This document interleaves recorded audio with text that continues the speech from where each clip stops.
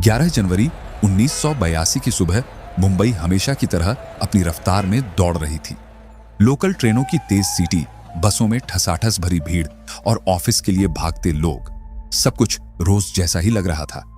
लेकिन किसी ने सोचा भी नहीं था कि कुछ ही घंटों में इस शहर की धड़कन जैसे थम जाएगी। दोपहर होते होते खबर आग की तरह फैल गई। वड़ाला में पुलिस ने दिन दहाड़े एक बड़े गैंगस्टर को गोलियों से खत्म कर दिया है। लोग एक दूसरे से पूछ रहे थे कौन था वो, और जवाब सुनकर हर कोई सन्न रह गया। मन्या सुरवे।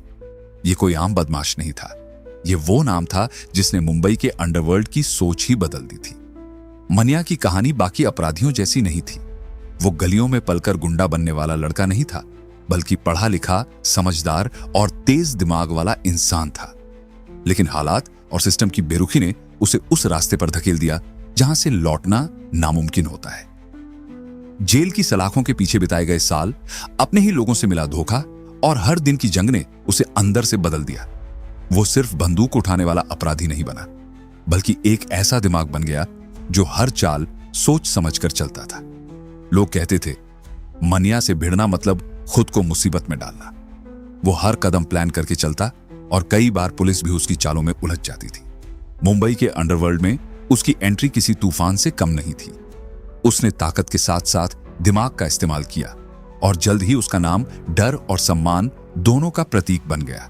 सबसे बड़ी बात यह थी कि उसने सीधे तौर पर दाऊद इब्राहिम जैसे खतरनाक डॉन को चुनौती दी। ये टक्कर सिर्फ दो लोगों की नहीं थी, बल्कि दो सोचों की लड़ाई थी, जिसने मुंबई में खून खराबे का एक नया दौर शुरू कर दिया। और फिर आया उसका अंत, जो उतना ही सनसनीखेज था जितनी उसकी जिंदगी। पहली बार मुंबई पुलिस ने किसी गैंगस्टर को खत्म करने के लिए खुलेआम एनकाउंटर का रास्ता चुना। वो सिर्फ एक इंसान की मौत नहीं थी, बल्कि एक नए दौर की शुरुआत थी, जहां कानून का फैसला कई बार बंदूक की गोली से होने लगा। अब अगर पीछे लौटकर देखें तो मन्या सुरवे की कहानी एक छोटे से गांव से शुरू होती है। उसका असली नाम मनोहर अर्जुन सुरवे था। 1944 में महाराष्ट्र के रत्नागिरी जिले के रण पर गांव में उसका जन्म हुआ। बचपन में ही उसकी जिंदगी ने करवट ली, जब उसकी मां ने दूसरी शादी कर ली। नए परिवार में उसे एक सौतेले पिता और बड़ा भाई भार्गव सुरवे मिला। खून का रिश्ता ना होते हुए भी दोनों भाइयों के बीच गहरा लगाव था। 1952 में जब मन्या सिर्फ 8 साल का था, उसका परिवार बेहतर जिंदगी की तलाश में मुंबई आ गया। एल्फिनिस्टन रोड के पास एक छोटी सी चौल में उनका ठिकाना बना।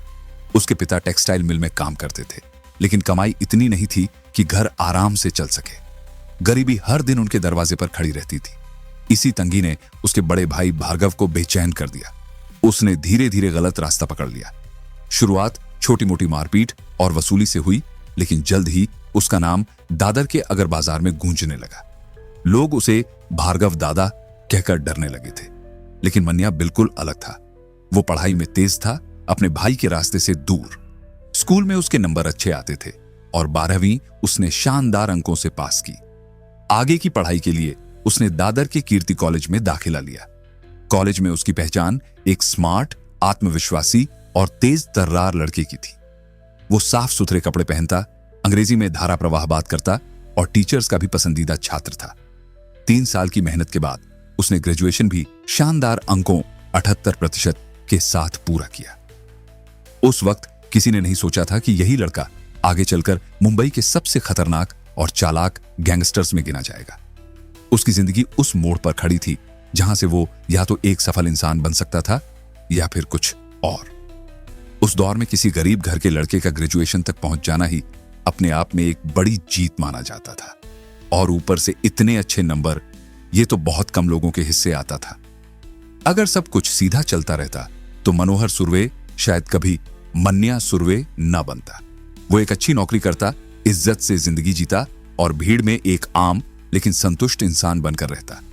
लेकिन जिंदगी हर किसी के लिए एक जैसी नहीं होती और मन्या के हिस्से में कुछ और ही लिखा था। असल परेशानी ये थी कि उसके बड़े भाई की गलतियों का बोझ बार बार उसके कंधों पर आ गिरता था। जैसे ही उसका भाई कोई वारदात करता, वो शहर छोड़कर गायब हो जाता और पीछे बचता था मन्या, जिसे पुलिस हर बार पकड़ कर ले जाती। भाई कहां है? ये सवाल जैसे उसकी जिंदगी का हिस्सा बन चुका था। कई बार तो बिना किसी ठोस वजह के उसे थाने में घंटों बिठाया जाता, कभी कभी मारा भी जाता। यह सब उसके अंदर धीरे धीरे जहर की तरह भरता गया। सिस्टम के लिए गुस्सा, पुलिस के लिए नफरत, यह सब चुपचाप उसके अंदर पनप रहा था। ग्रेजुएशन खत्म होने के बाद उसका झुकाव भी बदलने लगा। अब वो अपने भाई के जानने वालों के साथ उठने बैठने लगा था। इसी दौरान उसकी मुलाकात एक लोकल गैंगस्टर सोमेश देसाई से हुई। शुरुआत में यह बस एक पहचान थी, लेकिन धीरे धीरे यह दोस्ती में बदल गई। उस वक्त शायद मन्या को खुद भी अंदाजा नहीं था कि यह संगत उसे किस अंधेरे में ले जा रही है। कई बार लोग चेतावनी भी देते, इन लोगों से दूर रह, यह रास्ता अच्छा नहीं है, लेकिन तब तक शायद देर हो चुकी थी। फिर आया वो मोड़ जिसने उसकी पूरी जिंदगी बदल दी। साल 1969 में उसके बड़े भाई भार्गव सुर्वे और उसके साथियों ने सिर्फ 500 रुपए की फिरौती न मिलने पर एक लोकल व्यापारी दांडेकर को बेरहमी से पीट पीट कर मार डाला। हॉकी स्टिक और बांस से की गई वो मारपीट इतनी खतरनाक थी कि उसकी जान चली गई। इस वारदात में मन्या सीधे तौर पर शामिल नहीं था, लेकिन पुलिस ने उसे भी पकड़ लिया। उम्र सिर्फ 25 साल और आरोप इतना बड़ा। कोर्ट में मामला चला और फैसला आया लाइफ इम्प्रिजनमेंट। उसके भाई और एक साथी के साथ साथ मन्या सुर्वे को भी उम्र कैद की सजा सुनाई गई और उसे पुणे की यरवड़ा सेंट्रल जेल भेज दिया गया। यही वो पल था जहां से मनोहर सुर्वे की कहानी खत्म होती है और मन्या सुर्वे की शुरुआत होती है। एक पढ़ा लिखा लड़का जिसने अच्छे नंबरों से पढ़ाई पूरी की थी, जिसकी जिंदगी में कुछ बनने की पूरी संभावना थी, वो अब जेल की सलाखों के पीछे खड़ा था। उसके मन में एक ही सवाल घूमता था, मैंने ऐसा क्या किया था? लेकिन जवाब कहीं नहीं था। इस नाइंसाफी ने उसे अंदर तक तोड़ दिया और फिर उसी टूटन ने उसे बदल भी दिया। जेल में रहते रहते उसकी सोच पूरी तरह बदलने लगी। अब वो किताबों की पढ़ाई से ज्यादा जिंदगी को समझ रहा था। उसे लगने लगा कि जब दुनिया ने उसे अपराधी मान ही लिया है, तो क्यों ना उसी दुनिया में सबसे बड़ा नाम बनकर दिखाया जाए। धीरे धीरे उसने जेल के अंदर कई खतरनाक कैदियों से रिश्ते बना लिए। उन्हीं में से एक था शेख मुनीर, जो आगे चलकर उसका भरोसेमंद साथी बना। लेकिन जहां दोस्ती होती है, वहीं दुश्मनी भी जन्म लेती है। मन्या का स्वभाव तेज था और इसी वजह से कई लोगों से उसकी टकराव भी होने लगी। एक गैंगस्टर था, सुहास उर्फ पोतिया भाई, जिससे उसका रोज का झगड़ा आम बात बन चुका था। दोनों के बीच की लड़ाई इतनी बढ़ गई कि जेल प्रशासन भी परेशान हो गया। आखिरकार फैसला लिया गया और मन्या को यरवड़ा जेल से हटाकर रत्नागिरी जेल भेज दिया गया। जेल की लंबी और अकेली रातों में मन्या अक्सर क्राइम नॉवेल्स पढ़ता था। उन कहानियों में उसे अपना अक्स दिखाई देने लगा था। वो सोचता, अगर ये लोग कर सकते हैं तो मैं क्यों नहीं। उसके अंदर एक खतरनाक आत्मविश्वास जन्म ले चुका था। अब वो सिर्फ जी नहीं रहा था, बल्कि कुछ बड़ा करने की तैयारी कर रहा था। उसे कुल 14 साल जेल में बिताने थे, लेकिन अभी तक 9 साल ही गुजरे थे। इन 9 सालों ने उसे पूरी तरह बदल दिया था। अब वो वही लड़का नहीं रहा था जो कभी कॉलेज में अंग्रेजी बोलकर सबको इंप्रेस करता था। अब उसके अंदर एक अलग ही आग जल रही थी और उसे बाकी के 5 साल जेल में काटना बिल्कुल मंजूर नहीं था। इसी बेचैनी ने उसे एक बड़ा फैसला लेने पर मजबूर किया। नवंबर 1979 आते आते उसने तय कर लिया, अब या तो आजादी या फिर कुछ भी नहीं। और यहीं से शुरू हुई उसकी जिंदगी की सबसे खतरनाक चाल, जेल से भागने की प्लानिंग। अपनी योजना को अंजाम देने के लिए मन्या ने एक बेहद खतरनाक रास्ता चुना। उसने रत्नागिरी जेल की खराब सुविधाओं का हवाला दिया और अचानक से लंबी भूख हड़ताल पर बैठ गया। शुरू में जेल प्रशासन ने इसे उसकी जिद समझकर नजरअंदाज किया, लेकिन जैसे जैसे दिन बीतते गए उसकी हालत तेजी से बिगड़ने लगी। कई दिनों तक बिना खाना खाए उसका शरीर कमजोर पड़ता गया। वजन करीब 20 किलो तक गिर गया और तबीयत इतनी खराब हो गई कि जेल अधिकारियों के चेहरे पर चिंता साफ दिखने लगी। अंदर ही अंदर डर बैठ गया था, अगर ये यहीं मर गया तो जवाब कौन देगा। आखिरकार मजबूरी में उसे इलाज के लिए एक लोकल अस्पताल में शिफ्ट करना पड़ा। यहीं से असली खेल शुरू हुआ, जिसकी कल्पना शायद मुंबई पुलिस ने भी नहीं की थी। अस्पताल में मन्या कुछ दिनों तक बिल्कुल शांत रहा, जैसे सब कुछ स्वीकार कर चुका हो, लेकिन उसके दिमाग में कुछ और ही चल रहा था। 24 नवंबर 1969 की रात ने पूरी कहानी बदल दी। उस रात माहौल सामान्य था। पुलिसकर्मी अपनी ड्यूटी पर थे और किसी को अंदाजा तक नहीं था कि अगले कुछ मिनटों में क्या होने वाला है। अचानक उसके 2 करीबी साथी शेख मुनीर और बजिया पाटिल अस्पताल पहुंचे। सब कुछ इतनी तेजी से हुआ कि कोई संभल ही नहीं पाया। उन्होंने मौके का फायदा उठाया और ड्यूटी पर मौजूद पुलिस वालों की आंखों में मिर्च पाउडर झोंक दिया। कुछ सेकंड के लिए पूरा माहौल अंधेरे और अफरा तफरी में बदल गया। उसी पल मन्या ने मौका पकड़ा और अस्पताल से फरार हो गया। जल्दी चल, वक्त कम है। उसके साथियों की यह आवाज जैसे उस रात की सबसे तेज गूंज बन गई। रत्नागिरी जेल से उसका यह फरार होना पूरे महाराष्ट्र में सनसनी बन गया। लोग हैरान थे, एक पढ़ा लिखा लड़का इतनी कड़ी सुरक्षा के बीच से ऐसे कैसे निकल गया। यह किसी फिल्मी सीन से कम नहीं लग रहा था। लेकिन असली कहानी तो अब शुरू होने वाली थी। किसी को अंदाजा भी नहीं था कि मुंबई के अंडरवर्ल्ड में एक ऐसा नाम उभरने वाला है जो आने वाले वक्त में बड़े बड़े खिलाड़ियों की नींद उड़ा देगा। उस वक्त मुंबई का अंडरवर्ल्ड पहले से ही 3 बड़े नामों के कब्जे में था। हाजी मस्तान, वरदराजन मुदलियार और करीम लाला। ये तीनों अपने अपने इलाके और धंधों के बादशाह थे। हाजी मस्तान का दबदबा स्मगलिंग और फिल्म फाइनेंसिंग में था। वरदराजन मुदलियार साउथ मुंबई में ट्रांसपोर्ट और लेबर नेटवर्क के जरिए राज करता था, जबकि करीम लाला ने पठान गैंग के दम पर वेस्टर्न इलाके में डर का साम्राज्य खड़ा कर रखा था। मन्या ने शुरुआत में इन बड़े गैंग्स के साथ जुड़ने की कोशिश की। उसे लगा कि अगर इनमें से किसी का साथ मिल जाए तो रास्ता आसान हो जाएगा, लेकिन तीनों ने उसे नजरअंदाज कर दिया। शायद उन्हें लगा कि यह कोई खास खिलाड़ी नहीं है या फिर एक और छोटा मोटा अपराधी। लेकिन यही अनदेखी मन्या के अंदर आग बनकर जल उठी। उसने ठान लिया, अब खुद का नाम बनाना पड़ेगा, ऐसा नाम जिसे नजरअंदाज करना किसी के बस में ना हो। अब उसके सामने साफ रास्ता था, अपनी खुद की गैंग बनाना और मुंबई की गलियों में ऐसा खौफ पैदा करना कि वही लोग जिन्होंने उसे ठुकराया था एक दिन उसे बुलाने पर मजबूर हो जाएं। मन्या का शरीर मजबूत था, उसकी फिजिकल ताकत भी कमाल की थी, लेकिन वो सिर्फ बल पर भरोसा करने वाला इंसान नहीं था। उसने जेल में रहते रहते ये सीख लिया था कि इस खेल में दिमाग सबसे बड़ा हथियार होता है। उसके पास न किसी बड़े डॉन का सहारा था, न कोई राजनीतिक पकड़। वो पूरी तरह अकेला था, लेकिन शायद यही उसकी सबसे बड़ी ताकत भी थी। अब खेल शुरू होने वाला था, जहां हर कदम सोच समझकर उठाना था, हर चाल में खतरा था और हर गलती मौत बन सकती थी। और मन्या सुर्वे अब पूरी तरह तैयार था इस अंडरवर्ल्ड में अपनी जगह छीनने के लिए। जेल से बाहर आने के बाद मन्या ने वक्त जी बर्बाद नहीं किया। उसने जल्दी ही अपने सबसे भरोसेमंद साथियों बजिया पाटिल और शेख मुनीर के साथ मिलकर अपनी अलग गैंग खड़ी कर ली। शुरुआत छोटी थी, लेकिन सोच बड़ी। धीरे धीरे उसने अपने आसपास ऐसे लोगों को जोड़ना शुरू किया जिन पर वो आंख बंद करके भरोसा कर सके। उसके आत्मविश्वास और दिमाग से प्रभावित होकर कुछ छोटे गैंगस्टर जैसे रहमान, उदय शेट्टी और सदाशिव पाटिल भी उसके साथ आ मिले। अब ये सिर्फ एक ग्रुप नहीं था, बल्कि एक संगठित टीम बनने लगी थी। शुरुआत में उन्होंने छोटे मोटे वारदातों से हाथ साफ करना शुरू किया, लेकिन मन्या की नजर हमेशा बड़े खेल पर थी। जेल से भागने के करीब 4 महीने बाद 5 अप्रैल 1980 को उसने एक बड़ा कदम उठाया। दिन दहाड़े बंदूक की नोक पर एक एम्बेसडर कार छीन ली गई। यही हमारी सवारी होगी और यही हमारा हथियार भी, मन्या ने अपने साथियों से कहा। यही कार आगे चलकर उनके कई ऑपरेशंस की रीढ़ बनी।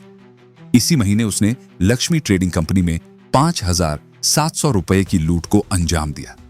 पैसे तो आए, लेकिन मन्या समझ चुका था कि सिर्फ लूट से नाम नहीं बनता, डर नहीं बनता। इसलिए उसने अपनी रणनीति बदली।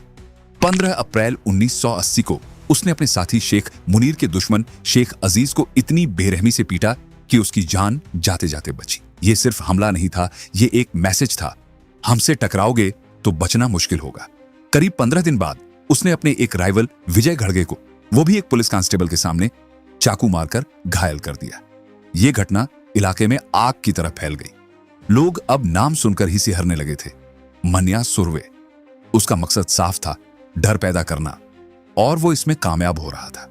उसने अपनी गैंग के लिए एक सख्त नियम भी बनाया। कोई धोखा नहीं देगा, हर काम में अनुशासन रहेगा।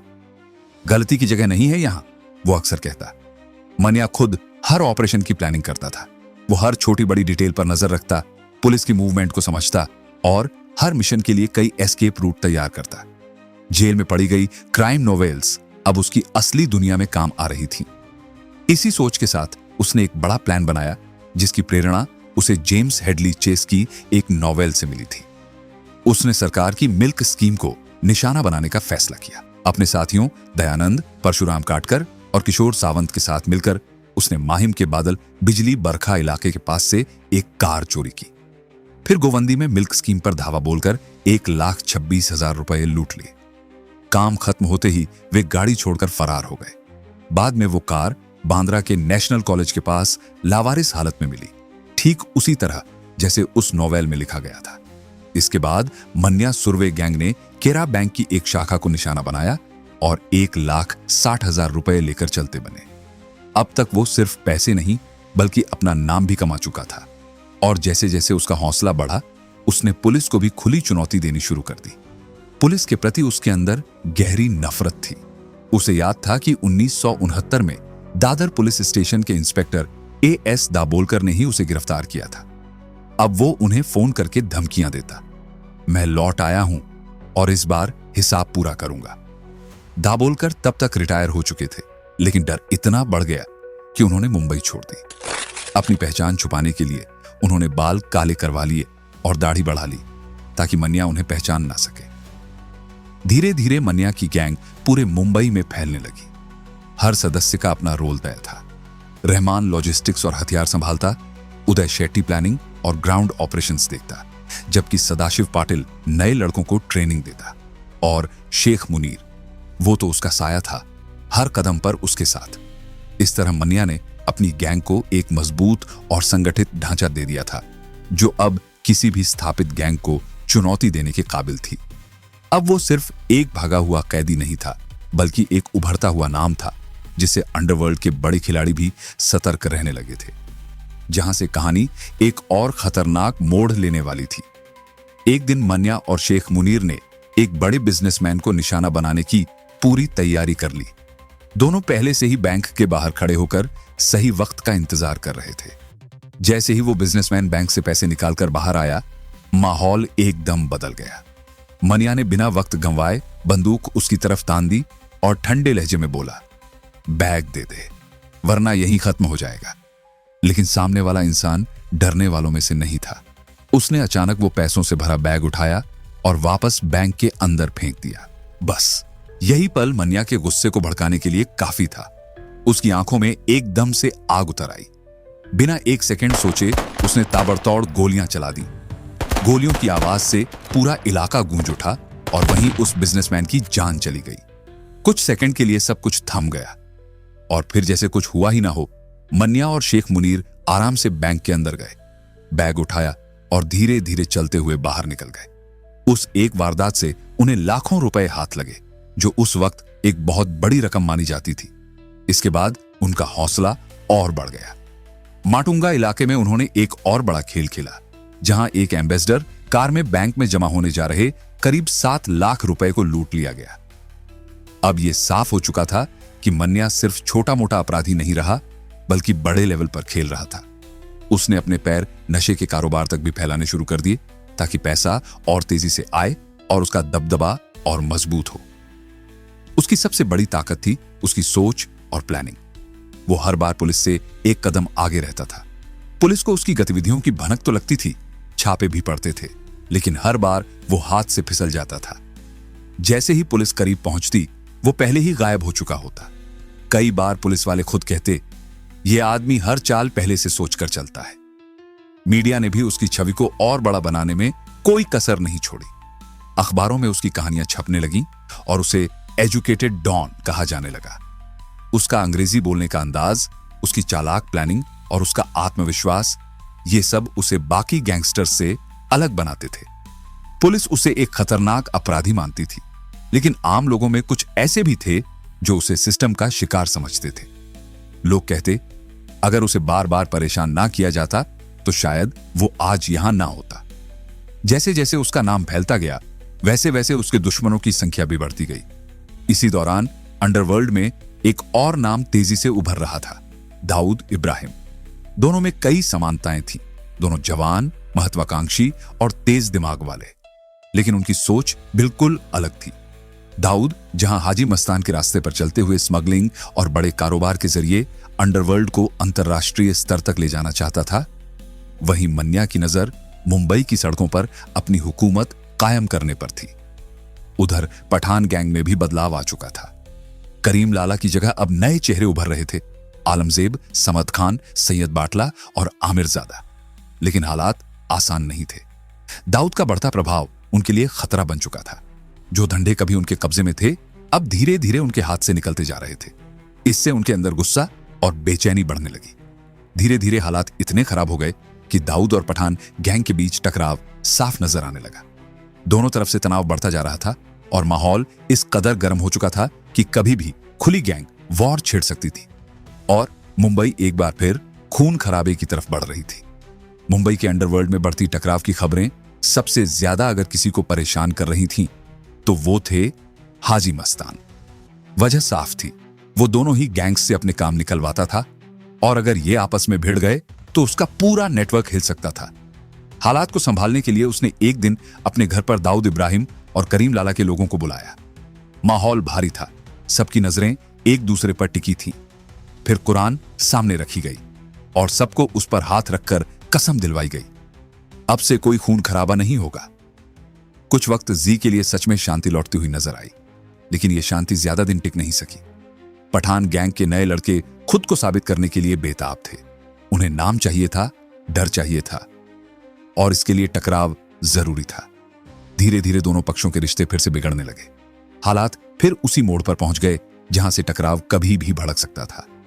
अब पठान गैंग कुछ ऐसा करना चाहता था जिससे दाऊद को सीधी और गहरी चोट लगे, ऐसी चोट जो उसके पूरे नेटवर्क को हिला दे। लेकिन सच्चाई यह थी कि उस वक्त दाऊद इतना मजबूत हो चुका था कि उसे सीधे तौर पर खत्म करना आसान नहीं था। तभी पठान गैंग के आलमजेब को एक नाम याद आया, मन्या सुरवे। एक ऐसा खिलाड़ी जो निडर था, दिमाग से खेलता था और खुद भी बड़ा नाम बनने की आग अपने अंदर लिए घूम रहा था। दूसरी तरफ मन्या भी कुछ बड़ा करने के मौके की तलाश में था। जब ये दोनों इरादे मिले तो एक खतरनाक गठजोड़ की शुरुआत हुई।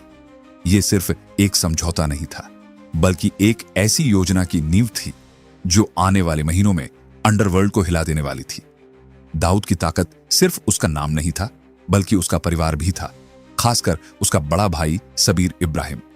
डी कंपनी को खड़ा करने में सबीर का बहुत बड़ा योगदान था, लेकिन उसकी एक कमजोरी थी, लापरवाही। इतनी दुश्मनी के बावजूद वो कई बार अकेले ही गाड़ी लेकर शहर में घूमने निकल जाता था। यही उसकी सबसे बड़ी गलती बनने वाली थी। पठान गैंग और मन्या ने तय किया, अगर दाऊद को तोड़ना है तो उसके सबसे करीब के इंसान को निशाना बनाना होगा, और निशाना बना सबीर इब्राहिम। इसके बाद मन्या सुरवे, आमिरजादा खान और आलमजेब खान ने मिलकर उसकी हर मूवमेंट पर नजर रखना शुरू कर दिया। वो कहां जाता है, किससे मिलता है, किस रास्ते से लौटता है, हर चीज को बारीकी से समझा गया। आखिरकार वो मौका भी आ गया जिसका इंतजार था। तारीख थी 12 फरवरी 1981। देर रात का वक्त था।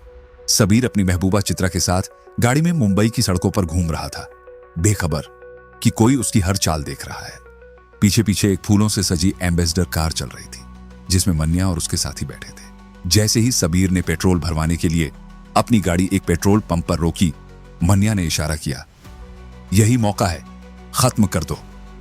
अगले ही पल गोलियों की आवाज गूंज उठी।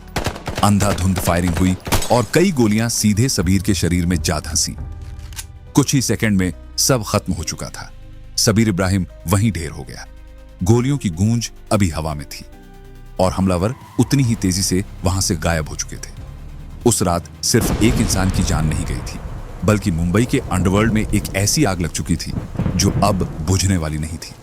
कुछ ही घंटों बाद जब दाऊद इब्राहिम को अपने भाई की हत्या की खबर मिली, तो वो जैसे अंदर से टूट गया। कुछ पल के लिए वो बिल्कुल खामोश हो गया, जैसे उसे यकीन ही नहीं हो रहा हो। फिर धीरे धीरे उसके चेहरे पर गुस्सा साफ दिखने लगा। उसने बस एक ही बात कही, जिसने ये किया है उसे मैं खत्म कर दूंगा। उस वक्त उसके लिए यह सिर्फ बदला नहीं था, बल्कि इज्जत और ताकत का सवाल बन चुका था। दिलचस्प बात यह थी कि दाऊद और मन्या सुरवे के बीच पहले कभी कोई निजी दुश्मनी नहीं थी। यही बात दाऊद को और ज्यादा परेशान कर रही थी। वो सोच रहा था, आखिर मन्या ने पठानों का साथ क्यों दिया, उसने मेरे भाई को ही क्यों निशाना बनाया। लेकिन जवाब चाहे जो भी हो, अब उसके लिए सिर्फ एक ही रास्ता बचा था, बदला। लेकिन दाऊद इतना समझदार था कि सीधे टकराने का खतरा जानता था। उसे पता था कि मनिया कोई आम आदमी नहीं है। अगर वो सीधे भिड़ेगा तो खेल दोनों तरफ से खत्म हो सकता है। इसलिए उसने एक अलग रास्ता चुना, पुलिस का। उसने तय किया कि मनिया को वो खुद नहीं मारेगा, बल्कि पुलिस के जरिए मरवाएगा। काम भी हो जाएगा और नाम भी नहीं आएगा, ये उसकी सोच थी। इसके बाद उसने अपने लोगों को एक्टिव कर दिया। अब मनिया और उसकी गैंग की हर छोटी बड़ी गतिविधि की खबर चुपचाप पुलिस तक पहुंचने लगी। दूसरी तरफ पुलिस पहले से ही दबाव में थी। मनिया का जेल से भागना, फिर लगातार बढ़ते उसके कारनामे, और अब सबीर इब्राहिम की हत्या, इन सब ने मुंबई पुलिस की छवि को हिला दिया था। ऊपर से मीडिया और जनता का दबाव अलग। अब हालात ऐसे हो गए थे कि मनिया सुरवे को पकड़ना पुलिस के लिए जरूरी नहीं, बल्कि मजबूरी बन चुका था। उसने जो किया था वो अंडरवर्ल्ड के अनलिखे नियमों से भी आगे निकल गया था। इतनी दुश्मनी के बावजूद आमतौर पर गैंगस्टर इस हद तक नहीं जाते थे, लेकिन इस हत्या ने सब कुछ बदल दिया। यहीं से मुंबई में उस खतरनाक गैंग वॉर की शुरुआत हुई, जहां हर कोई एक दूसरे के खून का प्यासा बन गया। पुलिस ने शहर के अलग अलग हिस्सों में छापेमारी तेज कर दी। धीरे धीरे मनिया की गैंग पर शिकंजा कसने लगा। दाऊद के लोगों से मिल रही जानकारी अब असर दिखाने लगी थी। कुछ ही महीनों में उसके कई साथी पुलिस के हाथ लगने लगे। 22 जून 1981 को उसका सबसे करीबी साथी शेख मुनीर गिरफ्तार कर लिया गया। यह मनिया के लिए एक बड़ा झटका था। इसके बाद एक एक करके उसके और लोग भी पकड़े जाने लगे। लेकिन इन सब के बीच मनिया अब भी पकड़ से बाहर था। वो हर बार पुलिस से एक कदम आगे निकल जाता। उसने भिवंडी में एक सेफ हाउस बना लिया था, जहां से वो अपनी गतिविधियां चला रहा था। लेकिन 9 नवंबर 1981 को पुलिस ने वहां भी छापा मारा। इस बार बच नहीं पाएगा, पुलिस को पूरा भरोसा था। लेकिन जब टीम अंदर पहुंची तो वहां सन्नाटा था। मनिया पहले ही निकल चुका था। अब यह खेल पुलिस के लिए भी इज्जत का सवाल बन चुका था।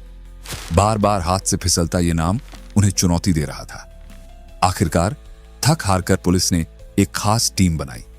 3 ऐसे अफसर जिन पर यह जिम्मेदारी डाली गई कि अब किसी भी कीमत पर मनिया सुरवे को पकड़ा जाएगा। इस टीम में इंस्पेक्टर इसाक बागवान, राजा तांबट और सीनियर इंस्पेक्टर BD भिड़े शामिल थे। अब शिकारी और शिकार दोनों पूरी तरह तैयार थे। फर्क बस इतना था कि इस बार खेल पहले से कहीं ज्यादा खतरनाक होने वाला था। इस स्पेशल टीम के अंडर दर्जनों पुलिस वाले सिर्फ एक ही मकसद के लिए लगा दिए गए थे, मनिया सुरवे को किसी भी कीमत पर पकड़ना। शहर के अलग अलग हिस्सों में ऑपरेशन चल रहे थे। हर टीम अपनी दिशा में काम कर रही थी। वजह भी साफ थी, मनिया अकेला ही एक पूरी गैंग के बराबर था।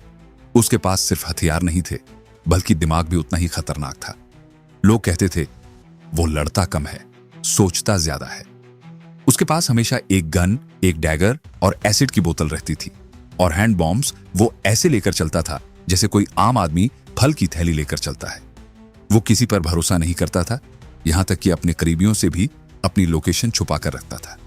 लेकिन हर इंसान की जिंदगी में एक कमजोरी होती है, और मनिया के लिए वो थी उसकी गर्लफ्रेंड विद्या। जहां वो बाकी सब चीजों में बेहद सतर्क रहता था, वहीं इस रिश्ते में उसकी सावधानी ढीली पड़ जाती थी। यही छोटी सी चूक धीरे धीरे उसकी जिंदगी की सबसे बड़ी गलती बनने वाली थी। करीब 2 महीने तक लगातार पीछा करने के बाद आखिरकार पुलिस के हाथ एक पक्की खबर लगी। तारीख थी 11 जनवरी 1982। सूचना मिली कि मनिया वड़ाला के अंबेडकर कॉलेज के पास बस स्टॉप पर विद्या से मिलने आने वाला है। जैसे ही यह खबर मिली, मुंबई पुलिस तुरंत एक्टिव हो गई। आज नहीं बचना चाहिए, यह सोचकर एक जाल बिछाया गया। पूरे इलाके को बड़े ही चतुर तरीके से घेर लिया गया। कई पुलिस वाले जीन्स टी-शर्ट पहनकर स्टूडेंट्स बन गए, तो सीनियर अफसर प्रोफेसर के भेष में आसपास खड़े हो गए। उनकी बंदूकें मोटी किताबों के अंदर छुपाई गई थीं। दोपहर करीब 1:30 बजे तक क्राइम ब्रांच की 3 टीमों के 18 अफसर चारों तरफ फैलकर बस एक ही इंतजार कर रहे थे, मनिया का। करीब 20 मिनट बाद एक टैक्सी वहां आकर रुकी। दरवाजा खुला और मनिया सुरवे बाहर उतरा। उसने एक नजर चारों तरफ डाली और बस उसी पल उसे कुछ अजीब लगा। कुछ तो गड़बड़ है, शायद उसके दिमाग ने उसे चेतावनी दी। उसने तुरंत जेब में हाथ डालकर अपनी वेबली एंड स्कॉट रिवॉल्वर निकालने की कोशिश की, लेकिन इस बार वक्त जे उसके साथ नहीं था। इससे पहले कि वो कुछ कर पाता, इंस्पेक्टर इसाक बागवान और राजा तांबट ने बिना देरी किए उस पर गोलियां चला दी। एक के बाद एक फायर, और कुछ ही सेकंड में सब खत्म। 5 गोलियां उसके सीने में लगीं और एक कंधे में जा धंसी। वो वहीं गिर पड़ा। इसके बाद उसे तुरंत एम्बुलेंस में डालकर अस्पताल ले जाया गया। अस्पताल ज्यादा दूर नहीं था, लेकिन वहां पहुंचने में करीब आधा घंटा लग गया। रास्ते में ही उसकी सांसें थम गई। कहानी यहीं खत्म हो गई, या यूं कहें खत्म कर दी गई। इस देरी को लेकर बाद में कई सवाल उठे। कुछ लोगों का कहना था कि उसे जानबूझकर समय पर इलाज नहीं मिला, क्योंकि पुलिस नहीं चाहती थी कि वो जिंदा बचे। पुलिस का अपना पक्ष था। उन्होंने कहा कि यह सब सेल्फ डिफेंस में हुआ, क्योंकि मन्या ने पहले हथियार निकालने की कोशिश की थी। लेकिन सच्चाई क्या थी, यह बहस आज तक खत्म नहीं हुई। मन्या सुर्वे की मौत ने पूरे मुंबई को हिला दिया। यह शहर का पहला ऑफिशियल एनकाउंटर था, जिसने पुलिस के काम करने के तरीके को हमेशा के लिए बदल दिया। कुछ लोग बोले ठीक हुआ, एक खतरनाक अपराधी खत्म हुआ, तो कुछ ने कहा यह इंसाफ नहीं, एक प्लान किया हुआ कत्ल था। लेकिन इस घटना के बाद एक नई शुरुआत हुई, एनकाउंटर कल्चर की। अब मैसेज साफ था, या तो सरेंडर करो या फिर मारे जाओ। अगले कुछ सालों में पुलिस ने कई बड़े गैंगस्टर्स को इसी तरह खत्म किया। 1982 से लेकर 2004 तक मुंबई पुलिस ने कुल 622 अपराधियों को एनकाउंटर में मार गिराया। लेकिन इस पूरी कहानी का एक और पहलू भी है, जो उतना ही खतरनाक है। शुरुआत में पुलिस ने अंडरवर्ल्ड के बाकी गैंग्स को खत्म करने के लिए दाऊद इब्राहिम की मदद ली। उस वक्त उसे एक इस्तेमाल करने लायक मोहरा समझा गया, लेकिन वक्त जीत के साथ वही मोहरा सबसे बड़ा खिलाड़ी बन गया। धीरे धीरे बाकी गैंग्स खत्म होते गए और आखिर में सिर्फ एक नाम बचा, दाऊद। उसके पास पैसा था, ताकत थी और सबसे खतरनाक चीज, सिस्टम के कुछ हिस्सों का समर्थन भी। खेल पूरी तरह पलट चुका था और इसकी शुरुआत कहीं ना कहीं मन्या सुर्वे की कहानी से ही हुई थी। अगर शुरुआत में ही पुलिस ने डी कंपनी पर उतनी ही सख्ती दिखाई होती जितनी बाकी गैंग्स पर दिखाई गई थी, तो शायद कहानी कुछ और होती। तब दाऊद इब्राहिम सिर्फ एक नाम बनकर रह जाता, वो खौफ नहीं बनता जो आगे चलकर पूरे देश पर छा गया। कई लोग ये भी मानते हैं कि अगर दाऊद को भी मन्या सुर्वे जैसे गैंगस्टर्स की तरह उसी दौर में खत्म कर दिया जाता, तो शायद मुंबई को 1993 मुंबई बम धमाके जैसा दर्दनाक हमला कभी झेलना ही ना पड़ता। लेकिन असलियत यह है कि कार्रवाई तब हुई जब बहुत देर हो चुकी थी। 1993 के धमाकों के बाद पुलिस ने डी कंपनी पर शिकंजा कसना शुरू किया, लेकिन तब तक खेल हाथ से निकल चुका था। हालात ऐसे बन चुके थे जहां एक फैसला, एक चूक पूरे शहर पर भारी पड़ चुकी थी। मन्या सुर्वे का अंत भले ही गोली से हुआ हो, लेकिन उसकी कहानी वहीं खत्म नहीं हुई। उसके जाने के बाद भी उसका नाम जिंदा रहा, कहानियों में, अखबारों में, किताबों में और फिल्मों में। जब भी मुंबई के अंडरवर्ल्ड की बात होती है, उसका जिक्र अपने आप आ जाता है। उसकी जिंदगी ने लोगों को इतना प्रभावित किया कि उस पर कई कहानियां गढ़ी गईं। 1990 में आई फिल्म अग्निपथ का किरदार विजय दीनानाथ चौहान, जिसे अमिताभ बच्चन ने निभाया था, उसी की जिंदगी से प्रेरित माना जाता है। बाद में 2013 में संजय गुप्ता ने film shoot out at Wadala बनाई, जिसमें जॉन अब्राहम ने मन्या का किरदार निभाया। उस फिल्म का एक डायलॉग, मैं मन्या सुर्वे हूं, सिस्टम ने मुझे बनाया है, इतना पॉपुलर हुआ कि उसने उसे एक तरह से पॉप कल्चर का हिस्सा बना दिया। लेकिन सच इससे कहीं ज्यादा सख्त और कड़वा है। अपराध चाहे किसी भी वजह से किया जाए, आखिर में अपराध ही होता है। मजबूरी, गुस्सा या सिस्टम की नाइंसाफी, ये सब कारण हो सकते हैं, लेकिन नतीजा हमेशा एक जैसा होता है। मन्या के साथ भी कुछ ऐसा ही हुआ। वो चाहता तो अपनी सजा पूरी करके एक नई शुरुआत कर सकता था। उसके पास दिमाग था, पढ़ाई थी और वो काबिलियत भी थी जिससे वो एक सम्मानजनक जिंदगी जी सकता था। लेकिन उसने जो रास्ता चुना वो आसान जरूर था, लेकिन सही नहीं था। उस रास्ते पर उसे जल्दी नाम मिला, पैसा मिला, डर मिला, लेकिन वो ये भूल गया कि इस दुनिया में अंत हमेशा दर्दनाक होता है। और आखिरकार वही हुआ। जिस रास्ते को उसने खुद चुना था, उसी रास्ते ने उससे उसकी जान छीन ली। कहानियां हमें सिर्फ एंटरटेन करने के लिए नहीं होती, कुछ कहानियां हमें आईना दिखाने के लिए भी होती हैं। मन्या सुर्वे की कहानी भी उन्हीं में से एक है, जहां एक पढ़ा लिखा लड़का हालात के बहाव में बहकर उस अंधेरे में चला गया जहां से लौटना नामुमकिन होता है। अगर आपको ऐसी ही सच्ची और चौंकाने वाली कहानियां जाननी है तो जुड़े रहिए रिवीलिंग आईज के साथ, क्योंकि यहां हर कहानी सिर्फ कहानी नहीं होती, बल्कि एक सच होता है जो शायद आपने पहले कभी इस नजर से नहीं देखा होगा।